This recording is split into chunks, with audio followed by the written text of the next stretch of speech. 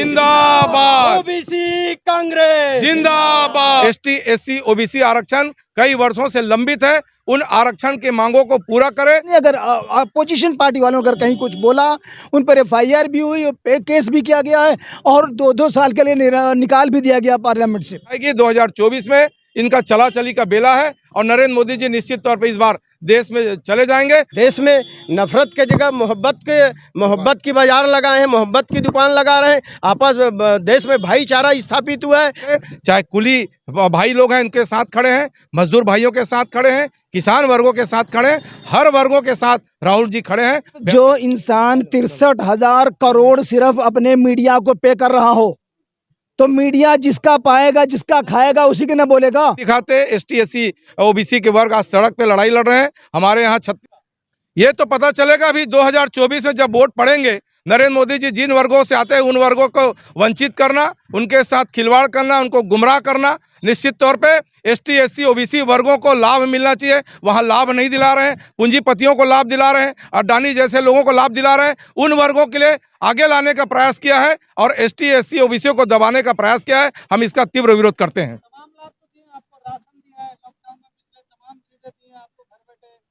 ये हमारी केंद्र में जब हमारी कांग्रेस की सरकार हुआ करती थी तब से ये राशन मिल रहा था और आज तक मिल रहा है और हम लोग तो निश्चित तौर पे गरीबों के साथ खड़े हैं और गरीब जनता के साथ हमेशा कांग्रेस पार्टी खड़ी हुई है। नरेंद्र मोदी जी पूंजीपतियों के साथ खड़े हैं, इस बात का हम लोग विरोध करते हैं।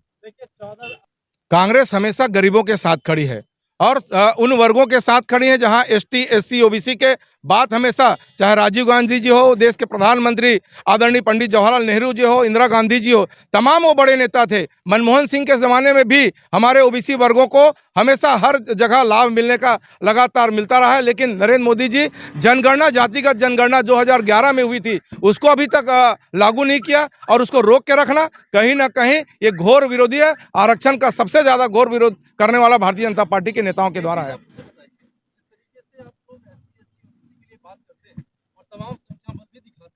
लेकिन उस वक्त क्या हो जाता है जब इलेक्शन होता है और आपके लोग उसके प्रतिनिधित्व करने में अक्षम होते हैं, सक्षम नहीं हो पाते, वजह क्या है? आप लोगों का क्या सहयोग छूट जाता है?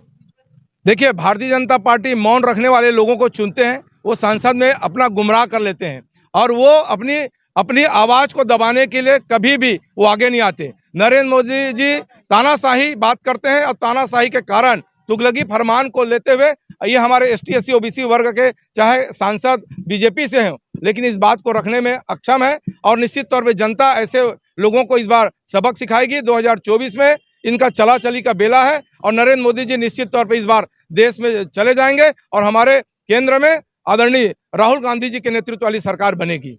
क्या लग रहा है आप बताइए, क्या लग रहा है देश की सरकार में जिस तरह भाजपा लगातार जीत के आ रही है, आपको लग रहा है कि भगा पाएंगे आप? देखें, मैं पहले भी कह चुका हूं, जैसा कहा जाता है अगर चीफ इलेक्शन कमिश्नर हमारे जो देश के हैं, अगर मैं होके अगर प्राइम मिनिस्टर हूँ, मैं उनको चुनूं या उनको रखूं तो यकीनन वो मेरी सुनेंगी, न कि मैं उनकी सुनूंगा। वो मैं नहीं कह रहा, ये ज़बान से ऑलरेडी सीजेआई चंद्रचूड़ जी कह चुके हैं। इन्होंने जितनी नियुक्तियां की हैं अपने मनचाहे तरीके से रखा है, चाहे वह क्वालिफाइड हो या न हो, तो जाहिर सी बात है कि उनकी बात मानेगा, उनकी तरफ करेगा। कितनी अवहेलनाएं की गई हैं, कितने इलेक्शन के विरोध में काम किए गए हैं, इसी पार्टी से एक भी कहीं एफआईआर दर्ज नहीं हुई, एक भी कहीं लेकिन जिसने अगर अपोजिशन पार्टी वालों अगर कहीं कुछ बोला, उन पर एफआईआर भी हुई, केस भी किया गया है और 2-2 साल के लिए निकाल भी दिया गया पार्लियामेंट से। तो ये इनकी विंडिक्टिव पॉलिटिक्स है, मतलब बदले की भावना की रीजन। हमें तो और पहले करना चाहिए था, ये किया, चलो देर आए दुरुस्त आए, बहुत अच्छा किया। उनका काम ही था, आज तक देख लें आप, कोई भी चैनल उनका हो, सिर्फ मुसलमान, हिंदू, मंदिर, मस्जिद, कब्रिस्तान और ये शमशान घाट की बात करते थे। वो देश की तरक्की, देश की उन्नति और देश के बारे में कोई बात नहीं करते थे। अच्छा, जो 14 एंकरों को जिसने आपने इंडिया गठबंधन ने बाइकआउट किया है, क्या उसके मालिकों को भी बाइकआउट करना जरूरी था क्या? वो ऑलरेडी बाइकआउट हो चुके हैं। जब मुझे एंकरों को बाइकआउट किया तो समझ लीजिए मालिकों को बाइकआउट कर चुके हैं। इसके बाद दूसरी लिस्ट और आ रही है, गौरतलब बात बता रहा हूँ, दूसरी लिस्ट और आ रही है जिसमें और जितने अपने को तुर्रम खान बन रहे हैं ना, वो सब उसी में है। लेकिन सवाल तो ये आ रहा है ना, एंकरों के सवालों से डरते हैं?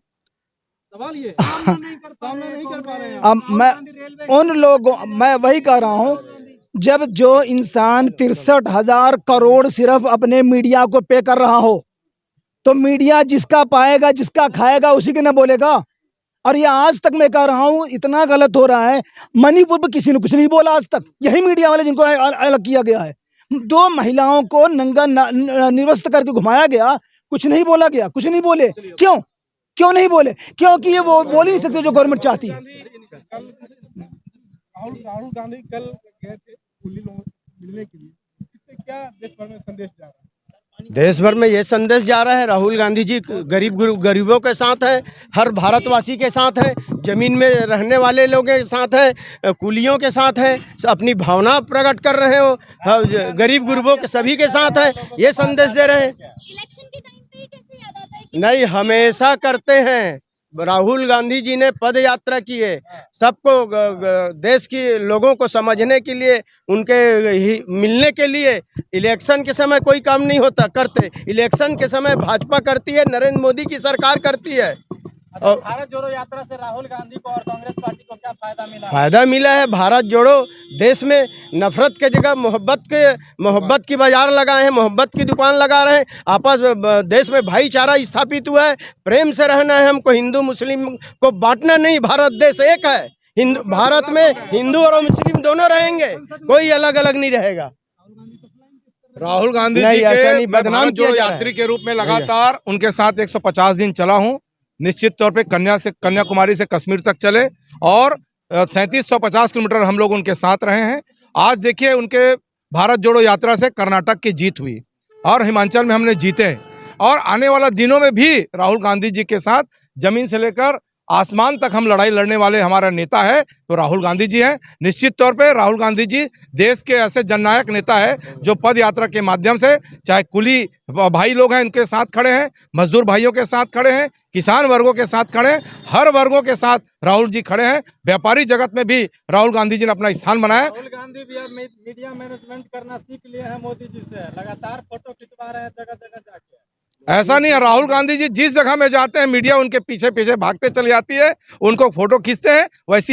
वैसी नेता भी हैं, सच्चा है, देश का सत्य नेता है, सत्यवादी हैं, सत्य बोलते हैं और हम उनके साथ हैं। मुझे गौरवान्वित है, मैं उनके साथ कंटेनर में रह के राहुल गांधी जी के साथ चला हूँ। आज मुझे अपने नेता पर गर्व होता है। आपको लग रहा है जिस तरह राहुल गांधी ने एक बयान दिया है कि हम भाजपा को 24 में हरा देंगे, आपको लग रहा है कि उम्मीद है दूर दूर तक भी? बिल्कुल, इस बार 2024 में इंडिया की सरकार बनेगी, राहुल गांधी जी नेतृत्व करेंगे। आने वाला दिनों में मजदूर, व्यापारी, हर वर्ग उनके साथ खड़े हैं, महिलाएं खड़े हैं। इतने लोगों का आशीर्वाद लिए हैं, करोड़ों लोग इस कारवां में जुड़े, भारत जोड़ो यात्रा से जुड़े। उनका संदेश कहीं न कहीं 2024 में मिलेगा। लेकिन महिला आरक्षण जैसे मास्टर स्ट्रोक तो बीजेपी लगा रही है, कैसे वोट मिलेगा? मास्टर स्ट्रोक का भी पता चल जाएगा 2024 में।